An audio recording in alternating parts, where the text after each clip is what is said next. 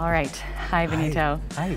So pumped to be here with you today. Yeah, you too. My question for you to start is how has it been building your brand through your journey to fame? I think like what I always think is just keep my head down. So, I've had like great wins, and it's really been like the joy of my life in so many ways. I feel so lucky to do what I do. But yeah, I think sometimes you can work hard and then you just kind of like pop your head up and you expect that everything you've ever wanted is there. And I've tried to like really ground myself and be like enjoying the journey, because really at any step I've definitely done more than I ever thought I could. I grew up in Idaho, and telling anyone you want to be like an actor as a kid in Idaho just doesn't like necessarily make sense. So I feel so lucky to do what I do, and I try to like remind myself that. But yeah, it's been truly like the greatest gift, and I feel like constantly excited and constantly like I get to explore myself, and also along the way I think you really see from like the start of my videos to now, like someone who is really starting to like love their queer identity. I think that like is really exciting to me. I had just come out when I started making videos. Really? So, yeah, oh, that's so important. Yeah, and so like I think you can kind of see the wigs come out, and the characters got more bold, and I think I just got more and more comfortable with myself and with being gay, and yeah, I think it's just the whole thing has been truly like a dream in every way. Yeah. Have you felt any pressure at all to kind of be a role model for others who were in your situation when you were younger? I don't know if like necessarily role model. I think like sometimes I am like, if someone says a kid has seen my videos, I'm like, which one? Are they I don't know about that. Yeah, I'm like, seen some shit Annie probably doesn't need to be shown to kids. Yeah, I mean, I think more I just like try to show how much like fun I'm having, and I hope that if I'm not a role model, at least people can see that I'm being celebrated for being myself. I think that has always been like really exciting to me, and as always, I think that makes my like parents feel the best. I remember like the first live show I did, them just like seeing a crowd of people that like paid tickets to see me and wanted me to be myself and all of myself.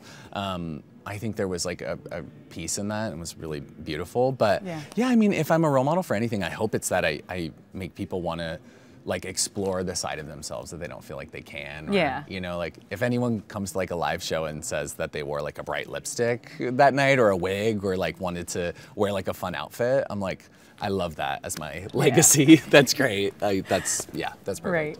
What are some of the difficulties of managing yourself as a brand? Oh my God. I think, you want to deliver, and I think I definitely get requests for videos, and I think it's hard to kind of filter through those and really feel like this is what I want to make instead of this is what I have to make. And I think that has always helped me. I really, I know that what I truly want to make will show through in the video, and that hopefully, the people who have been with me for a long time will respond to it. Yeah. But yeah, that's been really hard, and just making sure that, I still get my point across, or that, nothing gets lost in the internet shuffle, I think is tricky. You can think something means something, but the internet can interpret it in a different way. So just making sure that, if it's satire, making sure it's like airtight and that you really like said what you want to say, I think is something that I try to be thoughtful about all the time. And I'm happily thoughtful about it. Like I want to be. And then I think just, I mean, working with brands, I almost spend more time on them than my other videos. I think my other ones are, they're obviously going to be what I make anyway, but they're going to feel like me. But I think making sure that if I'm ever working with a brand, that people don't feel like cheated in a way. They're following me for a reason, and it's to hopefully laugh, or maybe they just like want to see Terry. I don't know, but like, I think they're following me to laugh. A little bit of Terry, just a little bit of Terry. But yeah, I think it's like it is. It's making sure that that still comes across. I think always, and that like. I think Mac's a great example. I knew I wanted to work with them, not only because they've championed queer people since their, start, truly, but also because they were like, we have no limitations for you. Like whatever video you want to make, we will support. Wow. And I think it's just like the perfect example for me, because the first video I did for them performed just as well as my other videos, because it was just like, it was a me sketch. that obviously had a brand with it, but it was a brand that like, you know, championed my voice. And I think that's been something that I really like, they set the bar very high. Yeah. So. Now you have a lot of exciting projects coming up. Yeah. I would love to talk about what potential new ventures are exciting you the most. Oh my God, so I've been working on a TV show for almost 4 years now. I'm like, wow, yeah, it's 4 years. It's like, it's a slog, you guys. It's a marathon. I think that's something I try to tell myself and everyone, is my agent keeps reminding me it's a marathon, and I feel lucky to have the internet kind of right there. So if I feel like, okay, this is moving a little slow, now I'll go put a wig on and do a full video.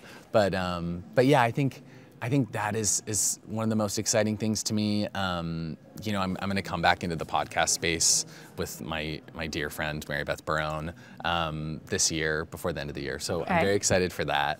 I think that is kind of has allowed me to feel comfortable just being myself, which is sometimes the hardest part for me. I feel like I always need to be like a character or do the whole thing. And I think that podcast with a friend like really allowed me to kind of like, for lack of a better, let my guard down. Yeah. I'm glad I've said that on camera. It lets me let my guard down. But yeah, I think that's something I'm really excited about. I've been working on kind of a variety special for a couple years as well. I kind of crafted it during the pandemic. So I hope people see that. And then first time female director, Chelsea Peretti's movie comes out hopefully in the new year. Oh, congrats. And I'm really proud of that. That's really excited. Awesome. Yeah, I think that's gonna be amazing. I love Chelsea and the cast is insane. So awesome. I'm really excited. Yeah. I have a bit of a fun question for you. Are you ready for it? Okay. Yeah. What was your first big purchase when you got your first big check? Oh my God. What was my first big purchase? Yeah. Okay, I think my first big check would have been like I did a live show at Caroline's in New York, and I remember that check. I like was walking in Times Square, and I was like, I made it. You know, it's all like the I could pay lights, rent. Yeah, I'm like, I did it. Right. Honestly, like I think one of my big purchases was like spending a lot of money on a Halloween costume. Ooh, like what was really it? not giving myself a budget. Okay. I bought. I worked with this amazing designer, Christopher Palou. Hi, Christopher. He's currently making my Halloween costume as we speak. Get back to work, seriously. But I think I did a Kylie and Kendall with my boyfriend. We were Kylie and Kendall at the Met Gala for Heidi Klum's Halloween party. And I was like, kind of gave no budget. Because I was like, I need these dresses to look exactly like the Versace dresses. Like, I'm like, I want us to look spot on. Yeah. And we really did. Like, I'm really proud of that costume. So maybe that. Okay. And then like, I love a bowling shirt. So probably I have a couple, but a Prada bowling shirt was like a big, I was like, I need this. Nice. And it had like a football player and all this stuff. I was like, so cute. I gotta get that. Yeah. And like, what was your most recent big purchase? Ooh, oh my God. And is it that jacket?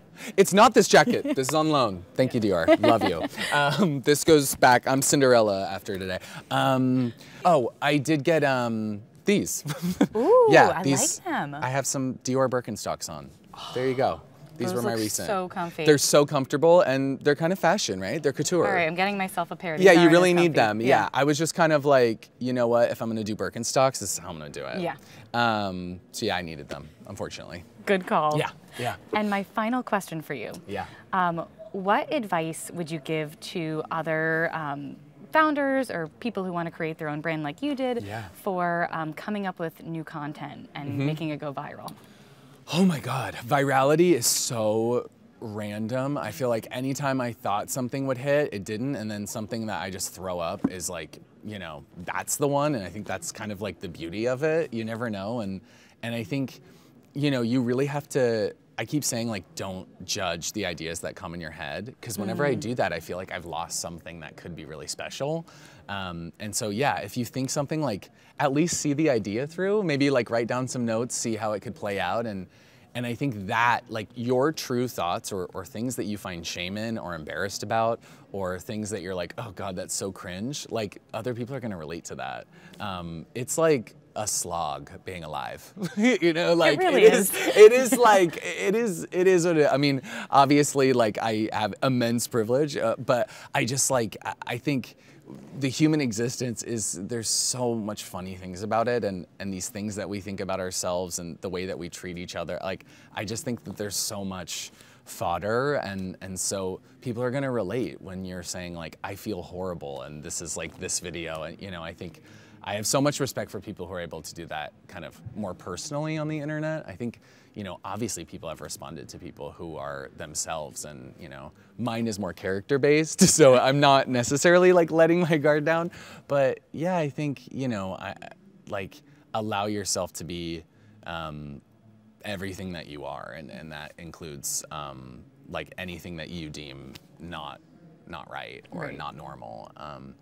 Early on, someone told me that I should use less wigs, and I always think about like, I'm so glad I didn't listen to them, because I just made what I wanted to make. Yeah. And had I not, I don't think that I would have, you know, been true to myself, and I think people would have felt that in the videos. So yeah. Good advice. True to yourself. Yeah. Yeah. Well, thank you so much for the Thank conversation. You. Yeah. This has been Oh my great. God. Thank you so much.